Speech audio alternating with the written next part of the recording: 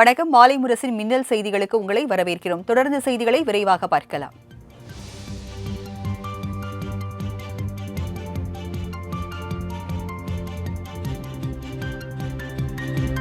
Tungsten சுரங்க திட்டம் ரத்து செய்யப்படுவதாக மத்திய அரசு அறிவித்துள்ளது. மதுரை மாவட்டம் மேலூர் அருகே உள்ள அரிட்டாப்பட்டி பகுதியில் டங்ஸ்டன் கனிம சுரங்கம் தோண்ட கடந்த ஆண்டு நவம்பர் மாதம் மத்திய அரசு அனுமதி அளித்தது. இந்த திட்டத்தை ரத்து செய்ய கோரி அரிட்டாப்பட்டி மற்றும் அதனை சுற்றியுள்ள பகுதி மக்கள், அரசியல் கட்சியினர் உள்ளிட்டோர் போராட்டங்களில் ஈடுபட்டு வந்தனர். இந்த நிலையில் அரிட்டாப்பட்டி பல்லுயிர் பாதுகாப்பு மண்டல பாதுகாப்பை கருத்தில் கொண்டு சுரங்க ஏலத்தை ரத்து செய்வதாக மத்திய அரசு அறிவித்துள்ளது.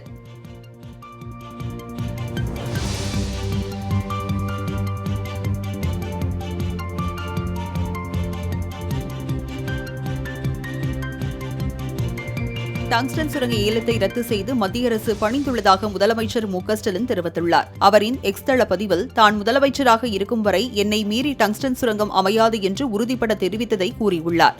சட்டப்பேரவையில் ஒருமனதாக தீர்மானம் நிறைவேற்றியதை சுட்டிக்காட்டியுள்ள அவர், மக்களின் உணர்வுக்கும் மாநில அரசின் உறுதிக்கும் மத்திய அரசு பணிந்துள்ளதாக கூறியுள்ளார். இனி மாநில அரசின் இசைவு பெறாமல் இத்தகைய சுரங்க ஏல அறிவிப்புகளை மத்திய அரசு வெளியிடக்கூடாது என்றும், மாநில உரிமைகளுக்கு எதிரான சட்டங்களுக்கு அதிமுகவும் துணை போகக்கூடாது என்றும் முதலமைச்சர் தெரிவித்துள்ளார்.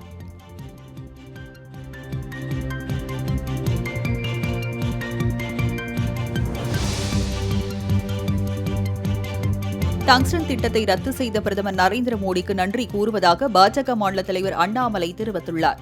கோவையில் செய்தியாளர்களை சந்தித்த பாஜக மாநில தலைவர் அண்ணாமலை, அரிட்டாப்பட்டி டங்ஸ்டன் சுரங்க திட்டம் முழுவதுமாக ரத்து செய்யப்பட்டுள்ளது.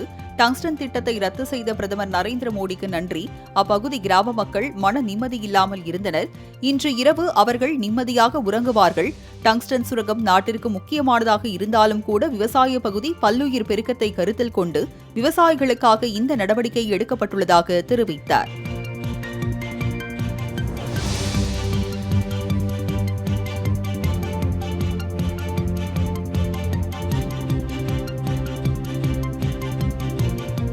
டங்ஸ்டன் சுரங்க திட்டம் ரத்து செய்துள்ள மத்திய அரசின் உத்தரவை வரவேற்பதாக தமிழ் வளர்ச்சி மற்றும் செய்தித்துறை அமைச்சர் மு.பி. சாமிநாதன் தெரிவித்துள்ளார். திருப்பூர் மாவட்டம் பல்லடம் உள்ளிட்ட பல்வேறு பகுதிகளில் பொதுப்பணித்துறை சார்பில் நடைபெறவுள்ள 17.59 கோடி ரூபாய் மதிப்பீட்டிற்கான நலத்திட்ட பணிகளை துவக்கி வைத்த அமைச்சர் பின்னர் செய்தியாளர்களிடம் பேசினார். அப்போது விரைவில் முதலமைச்சர் உள்ளாட்சித் தேர்தல் நடத்துவது குறித்த முடிவு செய்வார் எனவும், பாலியல் வன்கொடுமை சட்ட திருத்தத்திற்கு ஆளுநர் ஆர்.என். ரவி ஒப்புதல் அளித்திருப்பதை வரவேற்பதாகவும் அவர் தெரிவித்தார்.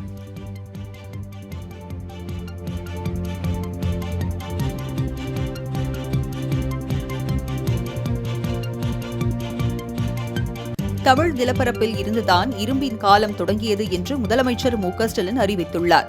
சென்னை கோட்டூர்புரம் அண்ணா நூற்றாண்டு நூலக கலையரங்கில் தொல்லியல் துறை சார்பில் இரும்பின் தொன்மை என்ற நூலினை முதலமைச்சர் மு.க.ஸ்டாலின் வெளியிட்டார். இதனைத் தொடர்ந்து கீழடி திறந்தவெளி அருங்காட்சியகம் மற்றும் கங்கை கொண்ட சோழபுரம் அருங்காட்சியகம் ஆகியவற்றிற்கு அடிக்கல் நாட்டி கீழடி இணையதளத்தையும் தொடங்கி வைத்தார். இதனைத் தொடர்ந்து பேசிய முதலமைச்சர் மு.க.ஸ்டாலின், தமிழ் நிலப்பரப்பில் இருந்துதான் இரும்பு காலம் தொடங்கியதாகவும், உலக மானுட இனத்திற்கு தமிழ் நிலம் வழங்கும் மாபெரும் கொடை என்றே இதனை நாம் கம்பீரமாக சொல்லலாம் எனவும் முதலமைச்சர் மு.க.ஸ்டாலின் கூறினார்.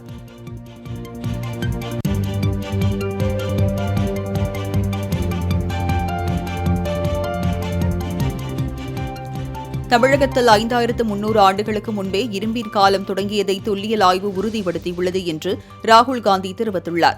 முன்னாள் காங்கிரஸ் தலைவர் ராகுல் காந்தி வெளியிட்டுள்ள எக்ஸ் தள பதிவில், இந்தியாவின் செழுமையான பாரம்பரியம் உலகிற்கு தொடர்ந்து ஊக்கமளிக்கிறது. தமிழ்நாட்டின் சமீபத்திய தொல்லியல் கண்டுபிடிப்புகள் 5300 ஆண்டுகளுக்கு முன்னர் இரும்பின் பயன்பாட்டை வெளிப்படுத்துகின்றன. இது இரும்பு காலத்தில் இந்தியாவின் ஆரம்ப முன்னேற்றங்களை காட்டுகிறது. தமிழ்நாட்டின் பங்களிப்புகள் நமது தேசம் முழுவதும் எண்ணற்ற மைல் கற்களுடன் இந்தியாவின் புதுமை மற்றும் ஒற்றுமையை பிரதிபலிக்கின்றன என தெரிவித்துள்ளார்.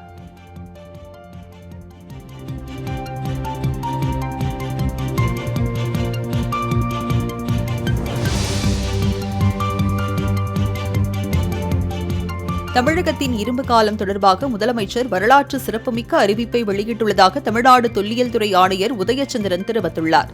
இது தொடர்பாக மாலை முரசு தொலைக்காட்சிக்கு அவர் அளித்த பிரத்யேக பேட்டியில், இரும்பு காலம் தொடர்பாக சான்று நமக்கு கிடைத்துள்ளதாகவும் கூறியவர், உலோகத்தை உருக்கி இரும்பு செய்யும் பணியை அப்போதே தமிழர்கள் செய்துள்ளனர் என கூறினார்.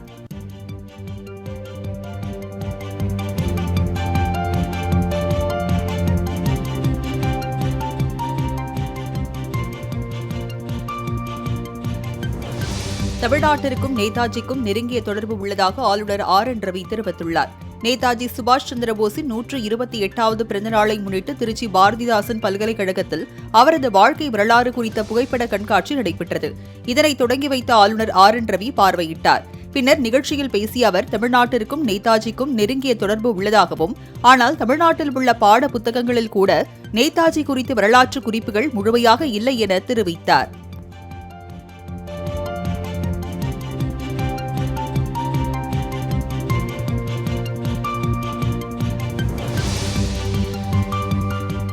பெண்களுக்கு பாதுகாப்பான மாநிலம் தமிழ்நாடுதான் என ஆளுநர் இப்போதாவது வாய் திறந்து உண்மையை சொன்னதற்கு நன்றி என சபாநாயகர் அப்பாவு தெரிவித்துள்ளார். கன்னியாகுமரி மாவட்டம் நாகர்கோவில் அருகே தனியார் கல்லூரியில் நடைபெற்ற நிகழ்ச்சியில் கலந்து கொண்ட பின்னர் செய்தியாளர்களிடம் பேசிய அவர், இந்திய அரசியலமைப்பு சட்டத்தின்படி ஆளுநர் நடக்கவில்லை என்பதை தானும் முதலமைச்சரும் தொடர்ந்து வலியுறுத்தி வருவதாகவும், தற்போது பெண்களுக்கு பாதுகாப்பான மாநிலம் தமிழ்நாடுதான் என ஆளுநர் வாய் திறந்து பேசியிருப்பதன் மூலம் தன்னை மாற்றிக்கொண்டு இந்திய அரசியலமைப்பு சட்டப்படி நடந்து கொள்வார் எனவும் அவர் தெரிவித்தார்.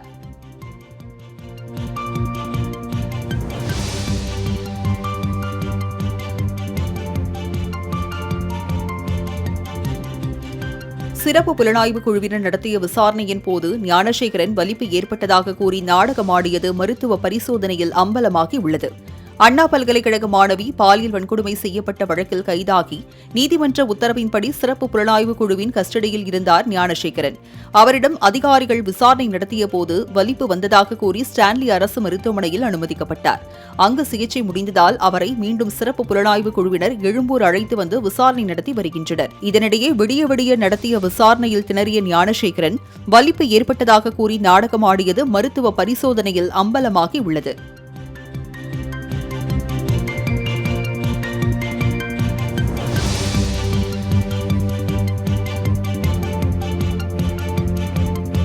பச்சை கிளியை கூண்டில் அடைத்து வைக்க வனத்துறை தடை விதித்ததால் ஜோதிடர்கள் எலியை பயன்படுத்தி ஜோதிடம் சொல்லி வருகின்றனர். ஜோதிடர்கள் பச்சை கிளிகளை கூண்டில் அடைத்து வைத்து மனிதர்களின் எதிர்காலத்தை கணித்து வந்தனர். கிளிகள் எடுத்துக் கொடுக்கும் சீட்டை வைத்து அவர்கள் ஜோதிடம் பார்த்து வந்தனர். கிளிகள் பறந்து போகாமல் இருக்க ஜோதிடர்கள் அதன் ரெக்கைகளை வெட்டினர். இதனால் பச்சை கிளிகளை பயன்படுத்தி ஜோதிடம் பார்க்க வனத்துறை தடை விதித்தது. இந்நிலையில் திண்டுக்கல் மாவட்டம் நிலக்கோட்டை அருகே உள்ள வீர ஆஞ்சநேயர் கோயிலில் முருகன் என்பவர் எலியை ஜோதிடத்திற்கு பயன்படுத்தி வருகிறார். எலி எடுத்துக் கொடுக்கும் சீட்டை வைத்து அவர் பொதுமக்களின் எதிர்காலத்தை கணித்து சொல்கிறார்.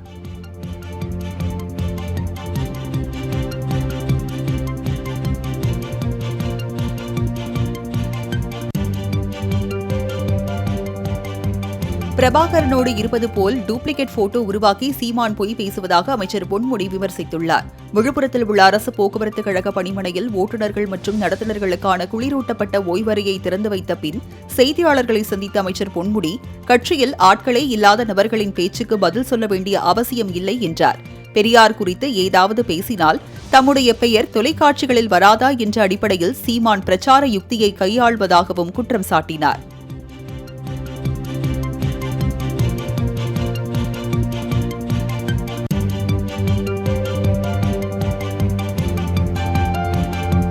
அவர் யாரு?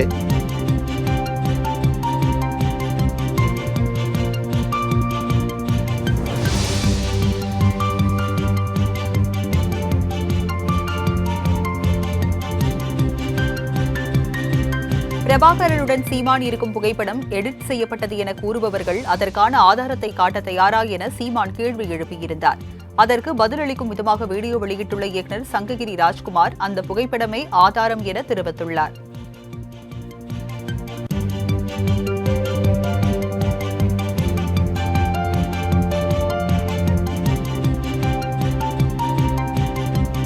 குடியரசு தினத்தன்று ஆளுநரின் தேநீர் விருந்தை புறக்கணிக்கப் போவதாக திமுக கூட்டணி கட்சிகள் தெரிவித்துள்ளன. கடந்த 3.5 ஆண்டுகளாக இந்த ஆட்சிக்கு எந்த அளவு தொந்தரவு கொடுக்க முடியுமோ அவ்வளவு தொந்தரவுகளை மாநில ஆளுநர் கொடுத்து வருவதாக தெரிவித்துள்ள காங்கிரஸ் கட்சியின் மாநில தலைவர் செல்வ பெருந்தகை ஆளுநரின் தேநீர் விருந்தினை புறக்கணிப்பதாக தெரிவித்துள்ளார். இதேபோல மதிமுக, விடுதலை சிறுத்தைகள் கட்சி மற்றும் மார்க்சிஸ்ட் மற்றும் இந்திய கம்யூனிஸ்ட் கட்சியும் தேநீர் விருந்தை புறக்கணிப்பதாக அறிவித்துள்ளன.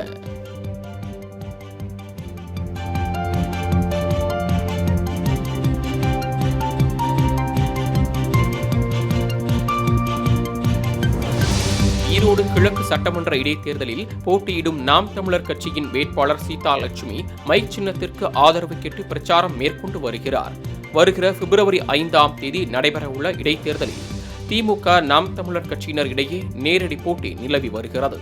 இந்நிலையில் நாம் தமிழர் கட்சியின் சார்பில் போட்டியிடும் சீதா லட்சுமி சம்பத் நகர், கொங்கு நகர் உள்ளிட்ட பகுதிகளில் வீடு வீடாக சென்று வாக்கு சேகரித்தார். அப்போது மக்களுக்கு தேவையான நலத்திட்ட பணிகளை செய்து தருகிறேன் என உறுதியளித்தார்.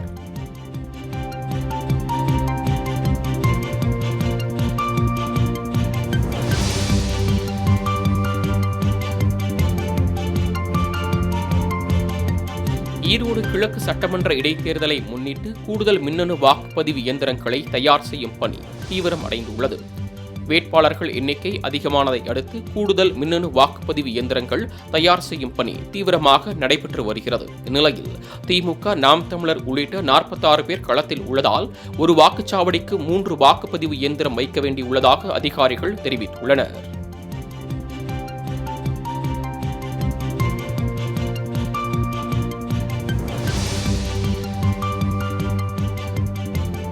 ஈரோடு கிழக்கு தொகுதி இடைத்தேர்தலுக்கான தபால் வாக்குப்பதிவு செய்யும் பணி தொடங்கி விறுவிறுப்பாக நடைபெற்று வருகிறது. ஈரோடு கிழக்கு சட்டமன்ற தொகுதி இடைத்தேர்தல் வரும் 5ஆம் தேதி நடைபெற உள்ளது.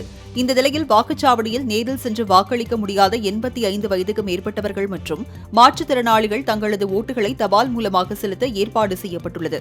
இதற்காக வயதானவர்கள் மற்றும் மாற்றுத்திறனாளிகளுக்கு கடந்த 15ஆம் தேதிக்குள் 12D எனப்படும் விண்ணப்ப படிவங்கள் வாக்குச்சாவடி நிலைய அலுவலர்கள் வழங்கி ஒப்புதல் பெற்றனர். இந்த நிலையில் தபால் ஓட்டு போட உள்ள வாக்காளர்களின் வீடுகளுக்கே வாக்குச்சாவடி அலுவலர்கள் நேரில் சென்று தபால் ஓட்டு பதிவு செய்யும் பணி தொடங்கப்பட்டது.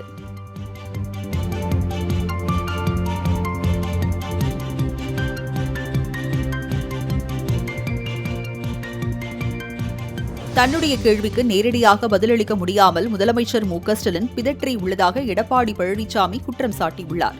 அவர் விடுத்துள்ள அறிக்கையில் கடந்த 4 ஆண்டுகளாக சட்டம் ஒழுங்கு சீர்கெட்டுள்ள நிலையில் அதை பற்றி கவலை கொள்ளாமல் திசை திருப்ப முயற்சிப்பதாகவும் விமர்சனம் செய்துள்ளார்.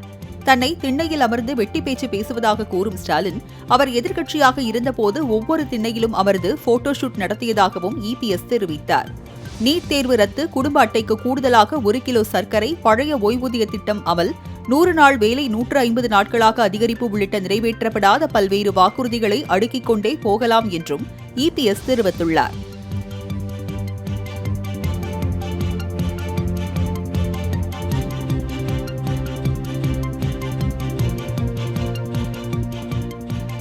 டெல்டா மாவட்டத்தில் உள்ள நெல் கொள்முதல் நிலையங்களில் மத்திய குழுவினர் ஆய்வு மேற்கொண்டனர்.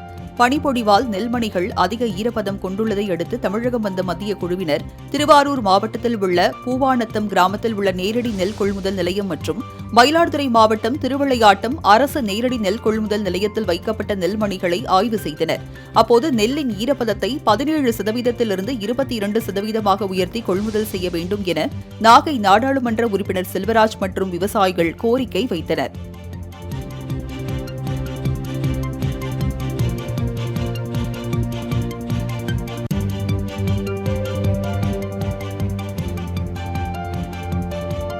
கோயம்புத்தூர் மாவட்டம் பொள்ளாச்சி அருகே காட்டு யானை தாக்கி கார் பள்ளத்தில் கவிழ்ந்த விபத்தில் நல்வாய்ப்பாக மின்வாரிய ஊழியர்கள் உயிர் தப்பினர். ஆனைமலை அடுத்த நவமலை பகுதியில் மின்வாரிய இளநிலை பொறியாளர் விஸ்வநாதன் என்பவர் வழக்கமான அலுவலக பணிகளை மேற்கொண்டதை அடுத்து அவருடன் பணிபுரியும் 2 ஊழியர்களுடன் பொலிரோ காரில் ஆதாளியம்மன் கோயில் வழியாக சென்றுள்ளார். அப்போது எதிர் திசையில் வந்த காட்டு யானை ஒன்று ஆக்ரோஷமாக பொலிரோ காரை தாக்கி தள்ளிவிட்டதில் அருகில் இருந்த 10 அடி பள்ளத்தில் கவிழ்ந்து விபத்துக்குள்ளானது. இதனைத் தொடர்ந்து 3 சிறு காயங்களுடன் உயிர் தப்பிய சம்பவம் பரபரப்பை ஏற்படுத்தியது.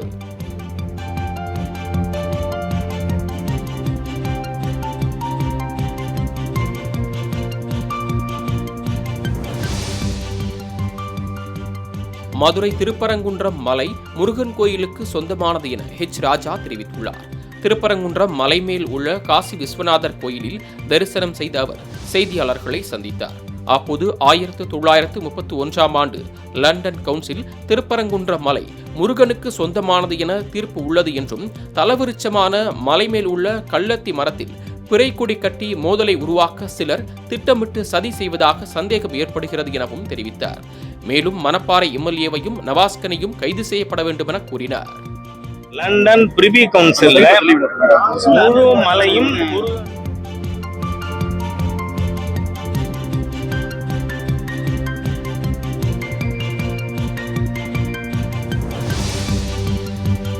தேனி மாவட்டம் உத்தமபாளையத்தில் நீதிமன்றம் அருகே இளைஞரை ஓட விரட்டி கத்தியால் குத்தி கொலை செய்த சம்பவம் பரபரப்பை ஏற்படுத்தியது.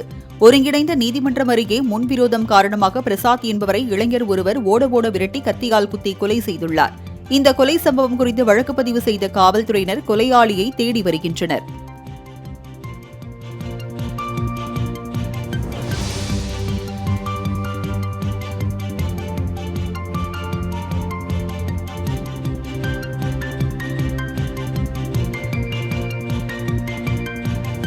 பணிபுரியும் இடத்தில் பெண்களுக்கு அசௌகரியத்தை ஏற்படுத்தும் விரும்பத்தகாத செயல் அல்லது சொல்லும் கூட பாலியல் துன்புறுத்தல்தான் என சென்னை உயர்நீதிமன்றம் தெரிவித்துள்ளது. சென்னை அம்பத்தூரில் உள்ள HCL நிறுவனத்தில் பணியாற்றிய மார்க்கெட்டிங் அதிகாரிக்கு எதிரான பாலியல் புகாரில் அந்நிறுவன விசாகா குழு அதிகாரிக்கு 2 ஆண்டுகளுக்கு பதவி உயர்வு வழங்கக்கூடாது என பரிந்துரைத்தது. இந்த பரிந்துரையை சென்னை தொழிலாளர் நல நீதிமன்றம் ரத்து செய்து உத்தரவிட்டது. இதனை எதிர்த்து உயர்நீதிமன்றத்தில் தாக்கல் செய்யப்பட்ட மனுவை விசாரித்த நீதிபதிகள் தொழிலாளர் நீதிமன்றம் பிறப்பித்த உத்தரவை ரத்து செய்து விசாகா குழு பரிந்துரைகள் செல்லும் என்றும் உத்தரவிட்டுள்ளது.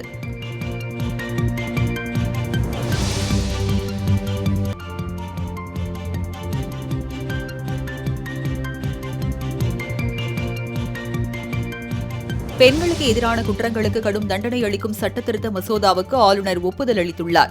இந்த மசோதாவுக்கு ஆளுநர் ஒப்புதல் அளித்ததை அடுத்து குடியரசுத் தலைவருக்கு அனுப்பி வைக்கப்பட உள்ளது. முன்னதாக சிறுமிகளை பாலியல் வன்புணர்ச்சிக்கு உள்ளாக்கினால் தூக்கு தண்டனை, பெண்களை பின்தொடர்ந்தால் 5 ஆண்டு சிறை தண்டனை உள்ளிட்ட பல்வேறு சட்டங்கள் கடுமையாக்க சட்ட மசோதா பேரவையில் தாக்கல் செய்யப்பட்டு ஆளுநருக்கு ஒப்புதல் அனுப்பப்பட்ட நிலையில் அந்த மசோதாக்களுக்கு ஆளுநர் ஒப்புதல் அளித்துள்ளார்.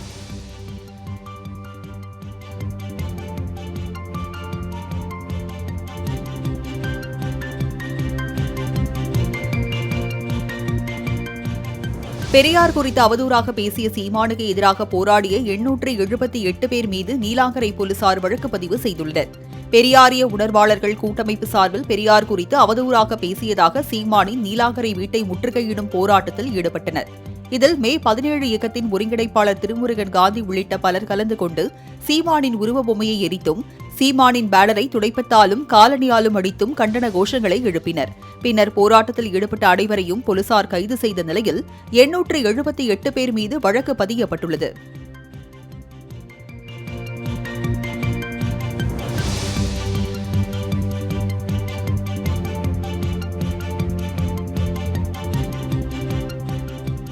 குடியரசு தினத்தையொட்டி சென்னையில் பிப்ரவரி 23ஆம் தேதி வரை ட்ரோன்கள் பறக்க தடை விதிக்கப்பட்டுள்ளது. சென்னை மெரினா உழைப்பாளர் சிலை அருகே ஜனவரி 26ஆம் தேதி குடியரசு தின விழா கொண்டாடப்பட உள்ளது. இந்நிகழ்ச்சியில் ஆளுநர் RN ரவி, முதலமைச்சர் மு.க. ஸ்டாலின் பங்கேற்க உள்ளனர். இதனால் மெரினா கடற்கரை பகுதிகள் சிவப்பு மண்டலமாக அறிவிக்கப்பட்டு அங்கு ட்ரோன்கள் பறக்க தடை விதிக்கப்பட்டுள்ளது.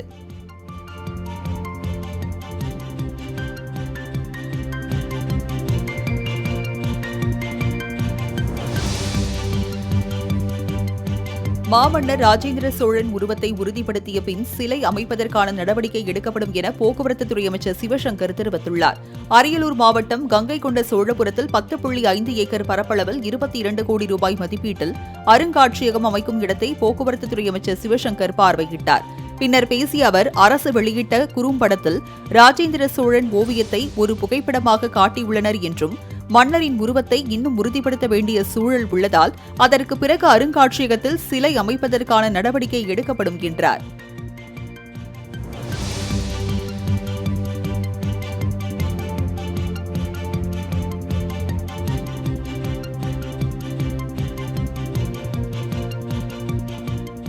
நெல்லை கங்கை கொண்டானில் பெரிய அளவிலான உணவு பூங்கா அமைக்க தமிழக அரசு திட்டமிட்டுள்ளது. சென்னை தலைமைச் செயலகத்தில் அமைச்சர் MRK பன்னீர்செல்வம் தலைமையில் நடைபெற்ற ஆலோசனைக் கூட்டத்தில் சிறிய அளவிலான உணவு பூங்காக்கள், வேளாண் பதப்படுத்தும் தொகுப்புகள் அமைத்தல் மற்றும் நெல்லை கங்கை கொண்டானில் பெரிய அளவிலான உணவு பூங்கா அமைத்தல் தொடர்பாக ஆலோசனை நடத்தப்பட்டது.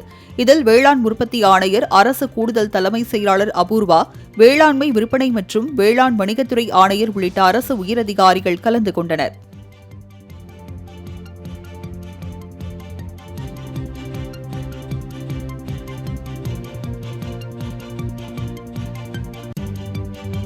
திருச்சியில் நிரந்தர ஜல்லிக்கட்டு ஸ்டேடியம் அமைக்க தமிழ்நாடு விளையாட்டு மேம்பாட்டு ஆணையம் ஒப்பந்த புள்ளி கோரியது. திருச்சி மாவட்டம் சூரியூரில் நடைபெற்ற ஜல்லிக்கட்டு போட்டியின் போது ஜல்லிக்கட்டு ஸ்டேடியம் அமைப்பதற்கான அரசாணையை அமைச்சர் அன்பில் மகேஷ் விழாக்குழுவினரிடம் வழங்கினார். இன்னும் 1 மாத காலத்தில் அதற்கான பணிகள் தொடங்கும் என அமைச்சர் அன்பில் மகேஷ் தெரிவித்திருந்தார். இந்த நிலையில் ஜல்லிக்கட்டு ஸ்டேடியம் அமைப்பதற்காக தமிழ்நாடு விளையாட்டு மேம்பாட்டு ஆணையம் மின் டெண்டர் கோரியுள்ளது.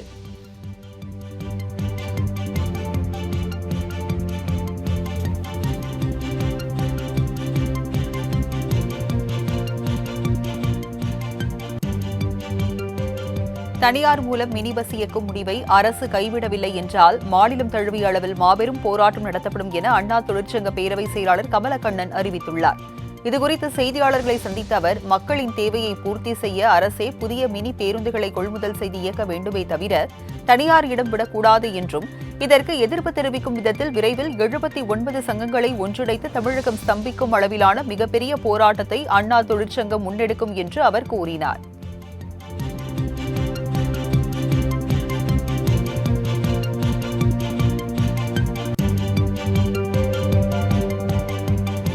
தூக்கு தண்டனையை உறுதி செய்ய கோரிய விசாரணையில் குற்றவாளி காணொலி வாயிலாக ஆஜர்படுத்த சென்னை உயர்நீதிமன்றம் உத்தரவிட்டுள்ளது. 2022ஆம் ஆண்டு பரங்கிமலையில் கல்லூரி மாணவி சத்யபிரியா என்பவரை சதீஷ் என்ற இளைஞர் ரயில் முன்பு தள்ளிவிட்டு கொலை செய்தார். இந்த வழக்கில் சதீஷுக்கு தூக்கு தண்டனை விதிக்கப்பட்ட நிலையில் தண்டனையை உறுதி செய்வதற்கான வழக்கு சென்னை உயர்நீதிமன்றத்திற்கு அனுப்பி வைக்கப்பட்டன. இந்த வழக்கு விசாரணைக்கு வந்தபோது குற்றவாளி வழக்கறிஞர் வைத்துக் கொள்கிறாரா, சட்ட உதவி தேவைப்படுமா என்பது குறித்து விளக்கமளிக்க ஜனவரி 29ஆம் தேதி காணொலி மூலம் ஆஜர்படுத்த நீதிபதிகள் உத்தரவிட்டனர்.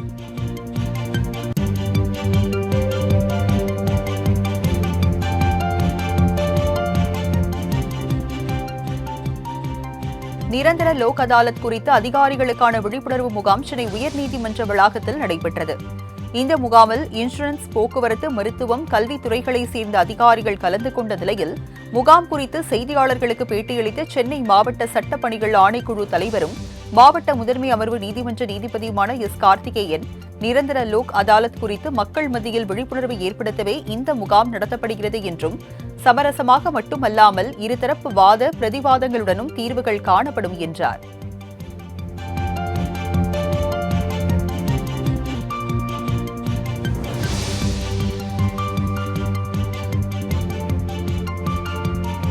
கள்ளக்குறிச்சி விஷச்சாராய வழக்கு தொடர்பாக 3 குழுக்களாக பிரிந்து சிபிஐ தனது விசாரணையை தொடங்கியுள்ளது.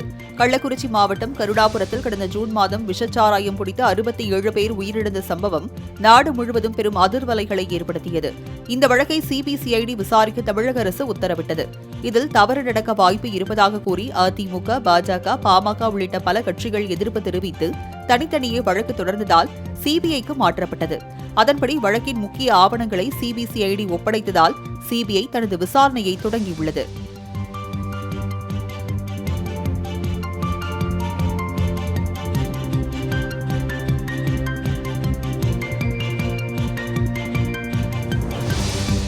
ராணிப்பேட்டை மாவட்டத்தில் தீ வைப்பு சம்பவத்தில் 6 நாட்களாக சிகிச்சை பெற்று வந்த இளைஞர் சிகிச்சை பலனளிக்காமல் உயிரிழந்தார். நெமிலி அடுத்த நெல்வாய் பகுதியைச் சேர்ந்தவர் சூர்யா என்கிற தமிழரசன் மற்றும் விஜய கணபதி ஆகியோருடன் ஏற்பட்ட தகராறில் திருமால்பூரை சேர்ந்த பிரேம் மற்றும் அவரது நண்பர்கள் பெட்ரோலை ஊற்றி தீ வைத்தனர். இதில் தீக்காயமடைந்து சென்னை கீழ்ப்பாக்கம் அரசு மருத்துவமனையில் 6 நாட்களாக சிகிச்சை பெற்று வந்த சூர்யா என்கிற தமிழரசன் சிகிச்சை பலனின்றி உயிரிழந்தார்.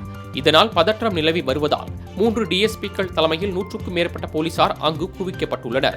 தீவைப்பு சம்பவம் தொடர்பாக பிரேம் உள்ளிட்ட அவருடைய நண்பர்கள் 5 பேர் ஏற்கனவே கைது செய்யப்பட்டு சிறையில் உள்ளனர்.